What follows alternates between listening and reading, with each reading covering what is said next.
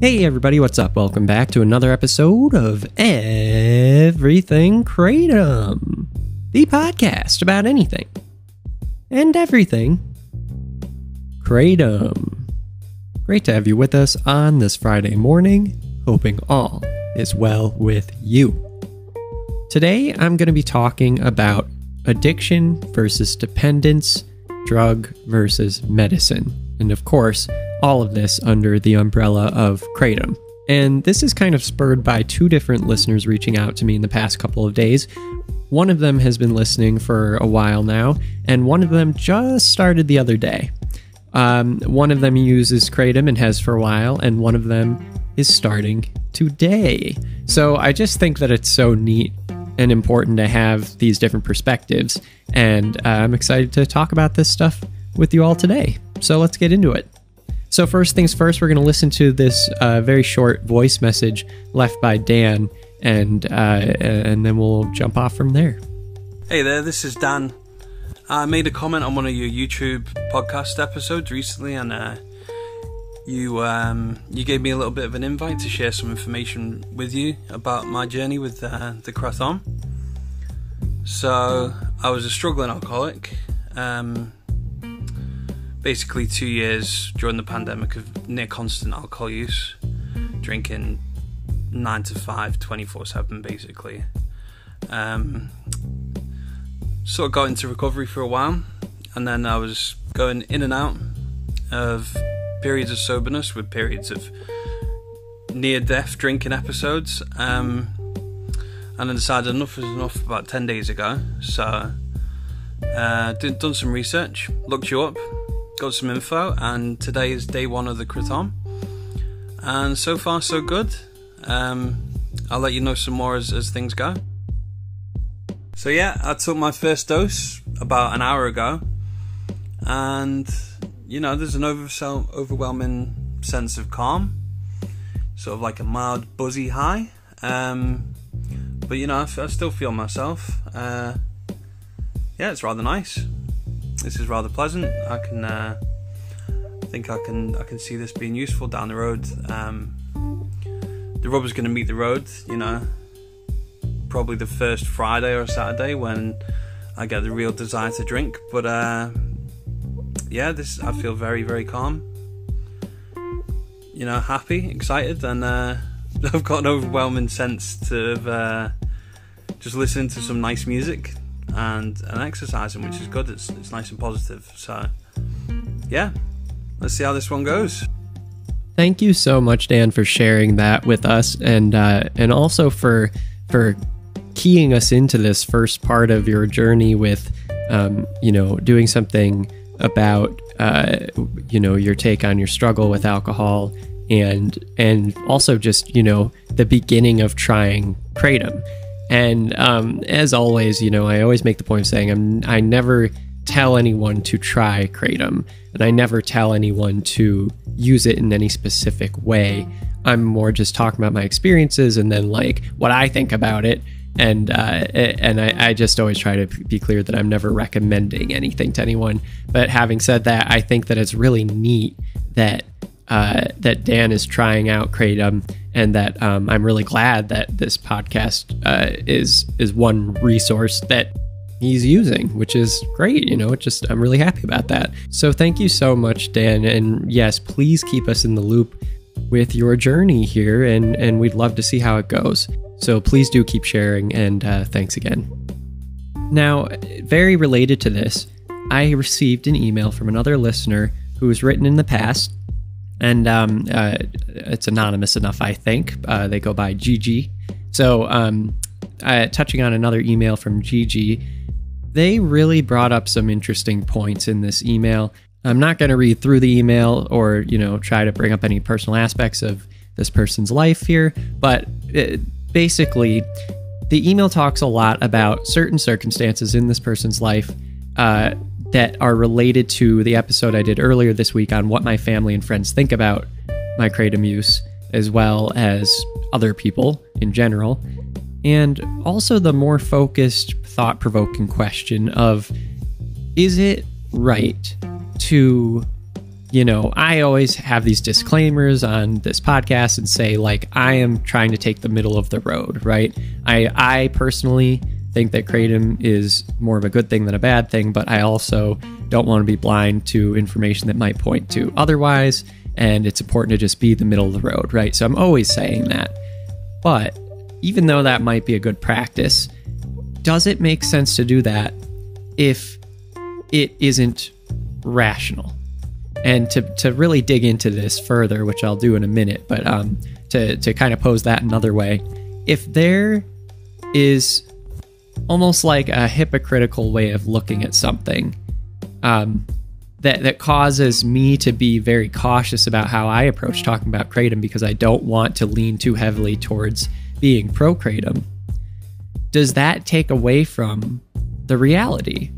Like, if there's a certain amount of information out there and overwhelmingly it points one way, let's say, is it really just doing a disservice by trying to just take the middle of the road for the sake of taking the middle of the road? Like, is that not viewing Kratom for what it actually is? And when it comes to addiction and dependence, and then is it a medicine or a drug? So I don't know. I really, really love this email that they sent along. I also really enjoyed hearing some updates from their own personal life. So thank you again, Gigi. You rock. And I really appreciate your sharing all these updates going on with you. So let's dig into this, and I'll reference certain points in the email that are relevant just to let you all know where some of these thoughts are coming from. So let's go. I think it's fairly well known at this point amongst people who are cued into anything happening with regards to Kratom that it is viewed differently than a lot of other things that maybe it shouldn't be viewed differently from. And Kratom is kind of part of a very large debate going on right now. We're living through a very difficult time when it comes to the opioid epidemic. And I don't think there's much a doubt about that. It's everywhere, and it doesn't seem to be slowing down. And at the same time that this is happening, you also have Kratom becoming more well known, and it's often likened to the opioids that people are addicted to, and which have become a huge focus of national debate, policy, health care, how the criminal justice system works, wellness, and anything and everything in between. So you have all of this context, and in my mind, that's kind of how I approach thinking about this, is it's not happening in a vacuum. As the use of a certain type of plant material rises, the social circumstances and, where society's at that moment in time, it's going to influence it, and how it's seen, and how it's used, maybe, and how it's dealt with, and what the perception is of people using it. So this is all the context that I see as relevant here. And yet, even though looking at how Kratom is used and how it should be viewed, it isn't happening within a vacuum, it still is important to understand the fundamental truth. If you are using Kratom every single day for a certain reason, and it has no ill consequences, and there's nothing bad happening to anyone else as a result of your using it, and basically everything is fine, is that dependence or addiction? Or does it even really need a label? And why are we focusing on Kratom when we're not focusing on something else that people might use every day? This kind of gets to the crux of it all. And it made me open a dictionary. Looking at the Merriam-Webster dictionary, addiction is said to be a compulsive, chronic, physiological, or psychological need for a habit-forming substance, behavior, or activity having harmful physical, psychological, or social effects, and typically causing well-defined symptoms upon withdrawal, such as anxiety, irritability, tremors, or nausea. So based on that definition of addiction, I don't know if it's really necessary to use that word when it comes to Kratom, unless when you stop taking it, you do notice having well-defined withdrawal symptoms. However, that's only part of the definition, because part of it is also, while you're taking it, it's having harmful physical, psychological, or social effects. And so if you're taking Kratom daily and it's not having any of those harmful effects on you, and if you stop taking it and you don't have well-defined withdrawal symptoms, it's not addiction. And let's just call it for what it is. It's not addiction, if that's the case. If, however, you do experience withdrawal symptoms, then maybe that's making the case for it's somewhat of an addiction. And that's a debate that should be had. Now, when it comes to the word dependence, because a lot of the time, the other half of this is dependence. People say, well, it's not addictive. Maybe people are dependent on it. So let's look. Dependence, the quality or state of being dependent, especially the quality or state of being influenced or determined by or subject to another. It references the word dependent, and then looking at that, dependent says determined or conditioned by another. So I kind of view dependency in a new way after reading the actual dictionary definition of what it means to be dependent on something. It's fairly open-ended, and I don't know if it's necessarily the right way to go about things when it comes to Kratom, defaulting to the idea that people can be dependent on it. Because it's such an open-ended question, and there are so many other things people are dependent on. If you took away coffee, we wouldn't even have had the first industrial revolution. I mean, like, let's get real here. Like, I think society was dependent on caffeine if it was going to make this launch into a mechanical-oriented society. And then looking at the individual level, I think it's pretty clear that pretty much, you know, every other person and their cousin is dependent on caffeine these days. It's just ingrained in the culture. But being ingrained in the culture versus not being ingrained in the culture should not dictate how something is viewed in terms of if it's inherently a good or bad thing to use it every day. So if we're looking at the first definitions here of addiction and dependence, this has kind of made me less apt to use the word dependence when it comes to Kratom. I think it is somewhat kind of like a given that people are dependent on things every day.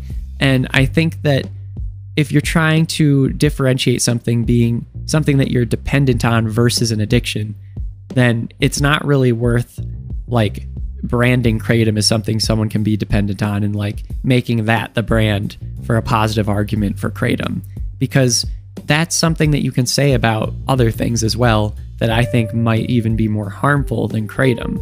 So I don't like the word dependence anymore. This kind of brings us into the aspect of medicine versus drug. So stick with me for a moment. I'll be right back and we'll dive into that.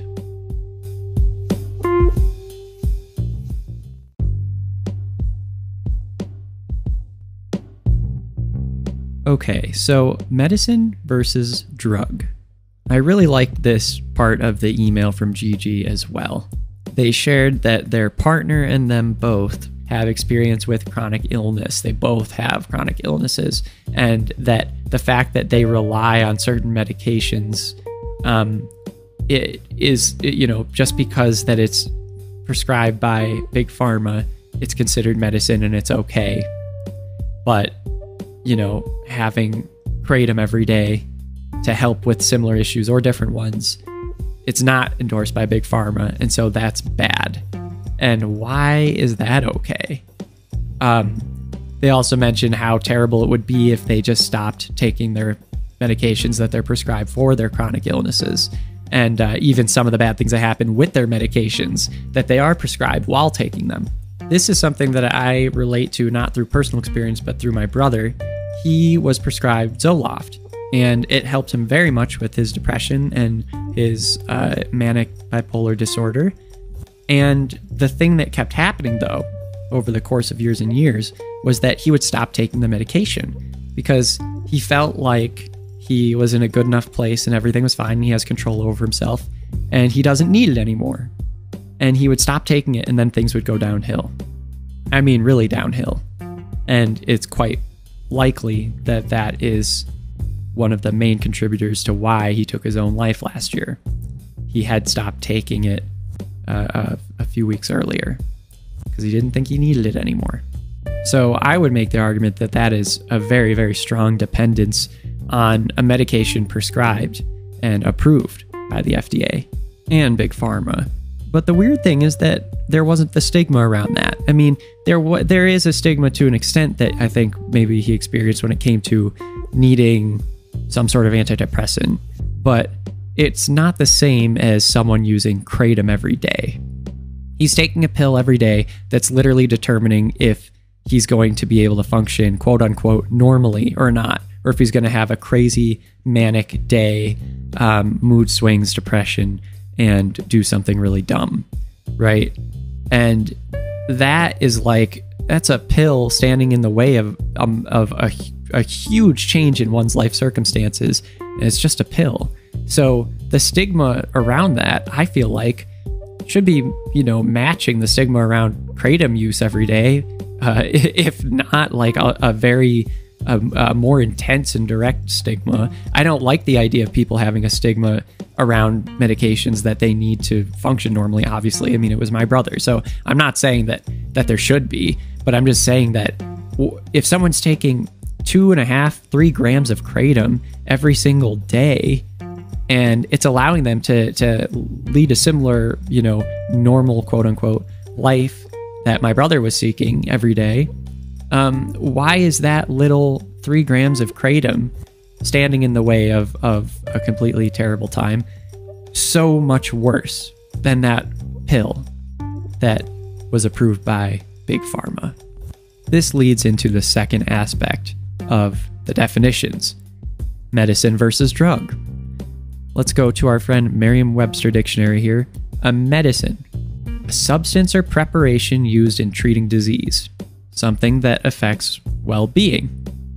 So then let's go to drug, a substance used as a medication or in the preparation of medication. That's pretty funny. If you actually scroll down, you find a better one, I think. There are a couple others that are similar, a substance intended for use in the diagnosis, cure, mitigation, treatment, or prevention of disease. And then you get to the third one, a substance other than food, intended to affect the structure or function of the body. Bingo. Let's go with that one. So basically, we're talking about something that is not food, that is meant to affect how our body works, basically, versus something that is not food, that is used to treat disease. Now, I think that those two things are the exact same thing, except the only difference is that the one that's not food, that's used to treat disease, has been approved by somebody, and that somebody approved it for a specific purpose of treating something. And that's it. So drug and medicine are both the same. It's just medicine is something that a group of, people through the FDA, let's say, when we're talking about the US, came together and said, looking at the studies and the company that created this drug, we are formally approving the idea that this is good and it helps treat this disease, and so it is now a medicine. And that's it. That's the ball game. So basically, this all comes back to the question of, why is Kratom looked at differently? And I think that it really does come down just the fact that, like, the more studies, the better, right? And like I mentioned yesterday, NIDA is conducting a nationwide remote study that people can take part in if they use Kratom daily. And I'm hoping that that's a good study. I need to look more into what it's going to be asking about, but I'm excited to see what comes of it. But essentially, there needs to be more research about what Kratom's good for and what it might be bad for and all that stuff. But at the end of the day, there's a huge, huge swath of people there are millions of people who are using Kratom semi to very regularly for some specific purpose. And the FDA has not approved it for any specific purpose because they haven't wanted to begin with. So that's where the stigma comes from. It's just that the FDA as an agency did not want to potentially approve this since the beginning. And so therefore, there will be a stigma and it will be considered a drug, not a medicine. But that's it. It all comes down to that. I mean, getting back to the matter at hand, Kratom is a medicine in any sense that other drugs are considered medicines. I mean, people use it for a specific purpose in their life and it helps them. And if it doesn't cause any really bad things to happen to them while they're using it, and when they stop using it, they don't have an incredible, horrific withdrawal from it, then it's a medicine. And if you're dependent or not on it, shouldn't matter. That's not even part of the argument, because people are dependent on everything that's approved, everything that's not approved. People are dependent on things.